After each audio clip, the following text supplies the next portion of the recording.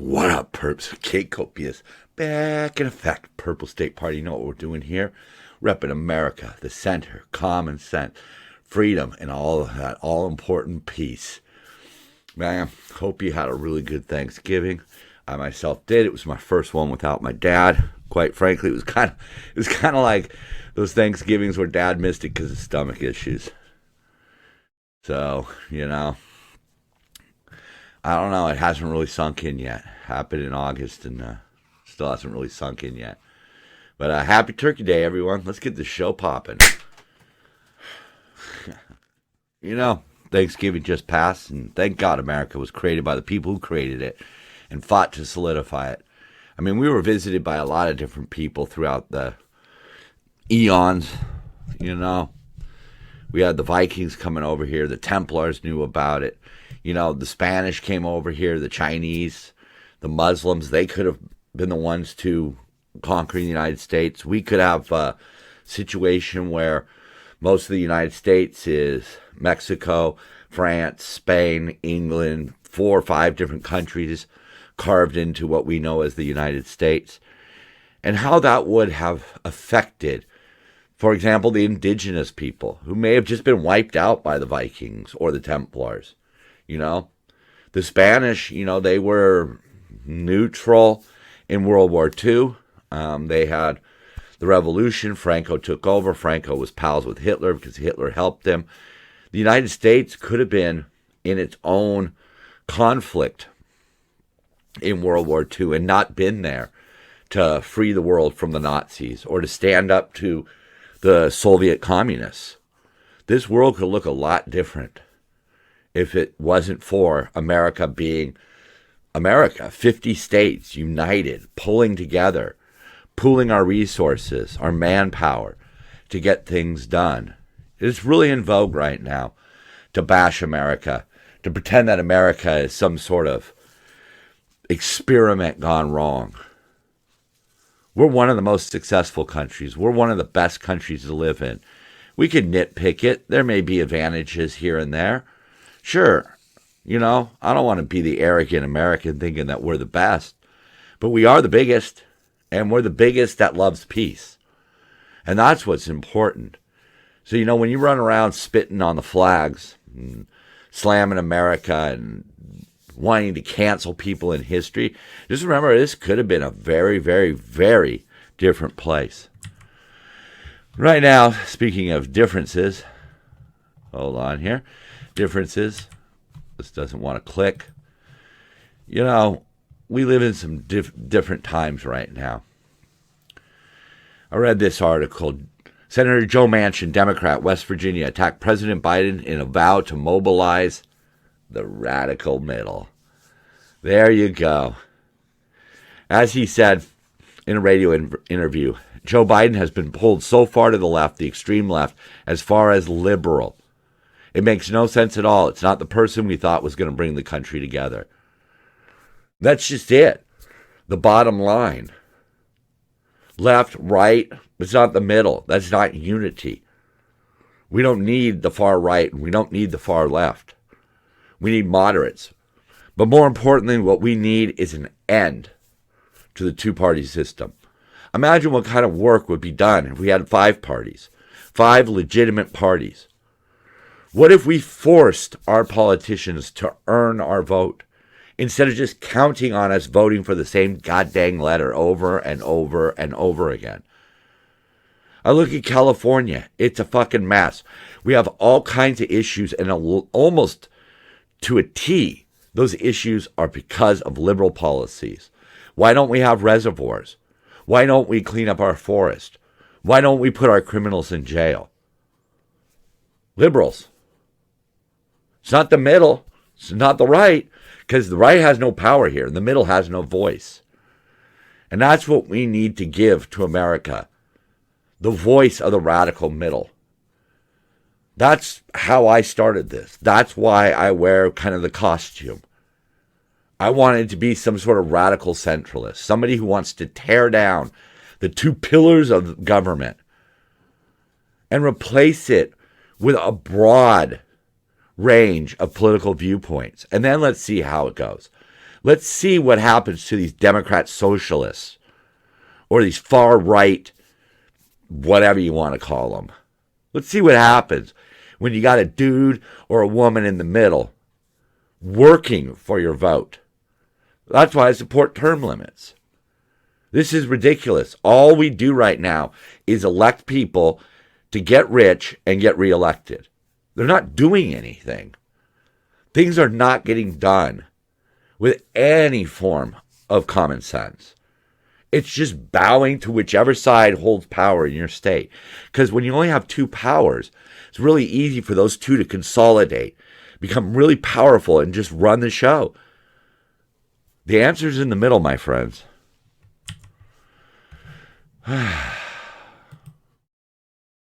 So right now we've got some hostages being released by Hamas. Of course, we're having to give Hamas back some of their prisoners, and, as you can see right there, Spain and Belgium deplore Israel's killing of thousands in Gaza. The fuck are they supposed to do? What would Spain and Belgium do? They would do the same damn thing. So this is where the two sides, okay, it's such a detriment to our country. Because sitting here in the middle, I don't want people in Gaza, innocent people in Gaza, to be killed. But then again, I don't know who's innocent there. I don't know who's a terrorist and who's not. I know the terrorists like to use civilians as shields. So as far as Israel goes, Israel, do what you got to do. Because that's the common sense thing. You were attacked in such a horrific way. Yeah, you got people over here pro-Palestinian. Bunch of entitled fucking dummies who don't know what's really going on over there and don't have the cojones to just face the reality. The reality is Hamas is Gaza. Hamas attacked Israel. Israel is fighting back. This ceasefire, great. You're getting some hostages back. I'm glad I was wrong about never seeing those hostages again. We'll see how that whole thing shakes out. But Israel's got to do what Israel's got to do. The middle says you got to do what you got to do. They didn't start it. Hamas offers to release hostages if Israel agrees to not exist. I'm sure you've seen this before, but, at least 5 times in history, the Arabs were given the opportunity to take up to 80% of that area for their own. Just leave Israel alone. And every single time the Arabs were given that option, they rejected it because at the end of the day, they want the whole pie. They're not happy with 80% of the pie. No, 100% or nothing. And that's what we deal with here. You're either fully right or you're fully left. The answer's in the middle. Found this quite interesting because, early on, people such as myself, we blame Biden for what happened in Israel. And now Biden himself is saying, even though he cannot prove what he's about to say, he says that his own diplomacy may have pushed the terrorist organization Hamas to launch the brutal October 7th attack. It was planned 2 years ago. But he thinks it's because he's working closely with the Saudis and others in the region to bring peace to the region. Well, that peace is going up in flames. I mean, Trump had several deals in place. So I really think a lot of the credit goes to Trump if we're going to say that the reason Hamas attacked is because of diplomatic relations between Muslim countries and Israel. Because he got Morocco, the United Arab Emirates, Sudan, and Bahrain to all agree to recognize Israel and to trade with Israel and to sign deals with Israel. So he accomplished 4 countries. Biden, 0. All right? Biden's not working with Saudi Arabia. Biden is looking for revenue streams. That's what he's doing. He's a selfish politician. He's not there to do anything. He's there to make a bunch of fucking money and then disappear like a fart in the wind to be replaced by Gavin Newsom. That's Biden's role in all of this. The truth of the matter is that Hamas wants an end to Israel. They want to kill Jews. It really doesn't matter what the excuse is. But if the excuse is diplomatic relations, I think Trump deserves more of the credit. Little hedgehog. Look at him on a beach. Hedgehog on a beach. Ain't that cute? I just thought we needed that. We're going to continue on with Biden here. Biden administration says cost of Thanksgiving dinner is down as long as you don't buy anything. They keep trying to spin it. They just keep trying to spin all these economic numbers. The fact of the matter is we got hit hard by inflation. Commercial real estate is in the toilet. Fuel prices are through the roof. And everybody's nervous. That's what we have with him. It's not really just a joke. But we also have this. Pierre claims Biden is youngest president of all time. Because it's just being fed lies. Because the people who are already going to vote for the Democrats are going to vote for the D no matter what. So tell them a bunch of lies. Lie to them. Tell them that everything is great because they're going to buy whatever you're selling. That's the kind of blind loyalty that we need to end in this country. We need to be questioning these people. This woman is a travesty. She doesn't tell the truth. She spins stuff. She's flat out discriminatory against certain reporters and certain questions. If they don't like the questions, they don't answer them. That's not how the game's played. You have to answer the difficult questions because you have been hired to do a difficult job. And part of your job is to tell Americans the truth. Like Sol said, if you want to help somebody, tell them the truth. If you want to help yourself, tell them what they want to hear. One of these days, I'm going to get through that quote without stumbling at the end. But the point is so very valid. Right now, we have an administration that simply is telling its people what they want to hear. Why is it that we still have to hear about January 6th all the time? Why is it that we have to always bring up Trump? Because they don't have anything else to stand on. They're selling us out to the Chinese. They're selling us out to the Arabs. They're not doing anything about the problems that are flowing through Mexico. They're not doing anything. If you think putting a bunch of car chargers up in the middle of nowhere is an accomplishment, well, you have blind loyalty. That's as simple as it can get. Increase prices by 200%. Drop them by 30%. Take credit. That's what we have. I don't care how you spin shit. I don't care what the end result of your spin process is. What is the truth? The truth is shit's expensive right now. And we don't even know what the full cost of this immigration policy is going to be. All around the world, we are seeing these giant influxes of people from Muslim countries, and they are rioting in the streets in support of Hamas and Palestine. A Jewish lawyer just trademarked, "From the river to the sea, Palestine will be free." And he's going to start suing people for using that. Because here in America, it seems like that's the in vogue thing to do, to side with Hamas. Look how radical I am. I side with a terrorist organization. I side with the lying liberals. I know the Republicans aren't perfect. There are about as many perfect Republicans as there are perfect people. 0. But right now, the liberals are the ones in charge. The state I live in, the country I live in, hell, even the city I live in. It's all liberal. And it's all going to shit.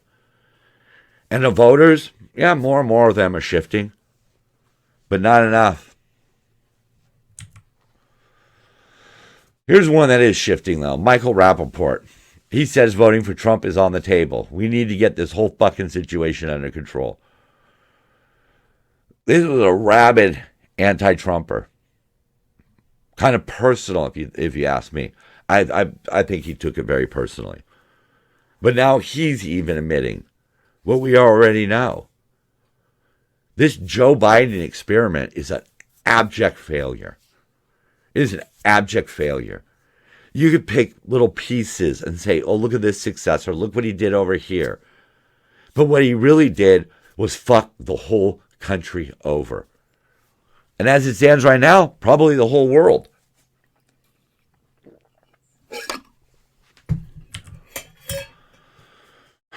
This came from Bronco.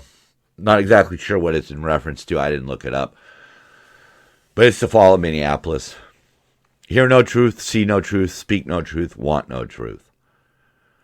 That sums up the left pretty damn well, doesn't it? They don't want the truth. They don't want to speak about it. They don't want to see it. They don't want to hear it. So everybody's just going to cover up these scams. And the biggest scam I think that we have going right now is the homeless criminal situation. They have convinced people on their side that what they're doing is compassion. And what they're doing is the opposite of compassion. Leaving people on the streets to fend for themselves and the people who live around them to fend for themselves is not a solution. It is laziness. It is not doing anything. What did the Republicans just spend the last couple of years doing? Outlawing transgender surgery for kids? Okay. Trying to separate transgender athletes from biological athletes? Okay. And what was the other thing? What do they have? Abortion. That's their big cause. Is that what's important to you or me? As every single day, it seems to get scarier and more dangerous to just go shopping. Being confronted by crazy people with nothing to lose. And now millions of brand new people coming into this country who don't have any resources or any abilities to work, earn a living, who are also going to be living on the streets. Every time you park your car, should you just assume you're going to come back to an empty vehicle that has a window broken out? And then your insurance company will pay that and your premiums will go. How long do we do this? We, as American people, need to have the courage to reject the D and the R. Reject their stupid propositions. Reject their stupid candidates. And have the courage to start voting for that third party and saying, we want fucking change. We want fucking change. That's how this country was started. People from all around the world said, I want a fucking change. And they came here. And as long as we maintain the ability to provide people a second chance, we will be a great nation. But when we fuck it all up and everybody's just struggling for scraps, then we've failed. But the great thing about America is the way our Constitution is set up. It is to control the politicians. It is to control the government. And we need to remember that. We are the citizens. We are the people with the power. And if we can have the strength of conviction to stand up and say, fuck CNN, fuck Joe Biden, fuck Donald Trump, I'm looking for somebody to earn my fucking vote. Hey, we still got a shot. And there's nothing they can do to stop us. I'm Kid Copious. I'm Purple State Party. So are you. Peace, y'all. Love one another. Remember, it's going to take courage, but we can win the fight. Dance it out.